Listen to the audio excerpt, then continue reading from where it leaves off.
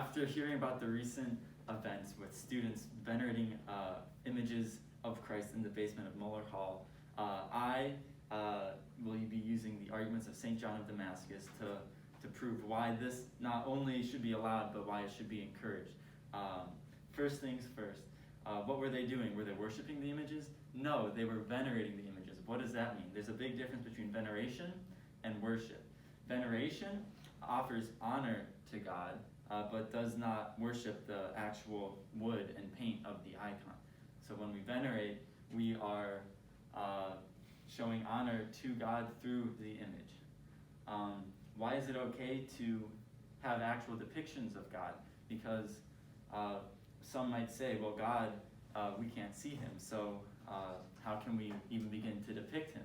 Well, that was true of old, but God became flesh in the form of Jesus Christ, and he walked on this earth, and we looked upon his face. So it would be wrong not to depict him because we saw him, and some of the first icons themselves were written by those closest to him, such as St. Luke. When we venerate, we're not worshiping. That's what is made clear. Secondly, second main point would be that images themselves actually aid us in our worship to God.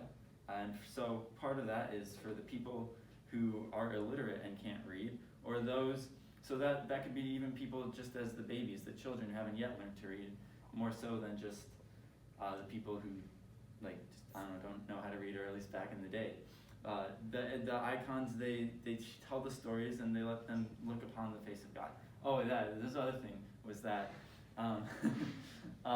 because Christ is an image of God, when we depict Christ, we actually are depicting God, which people might think is wrong, but when it's done through the form of Christ, it is okay.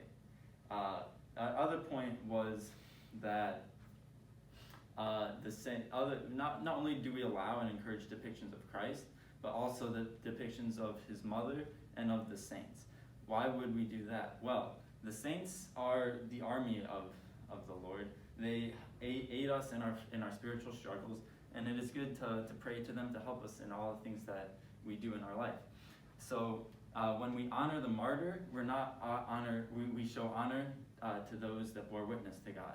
When we venerate the mother, we venerate the mother of Christ. And when we venerate when we venerate the mother of God, we venerate her son. And when we venerate the apostles, we venerate those that were close to him.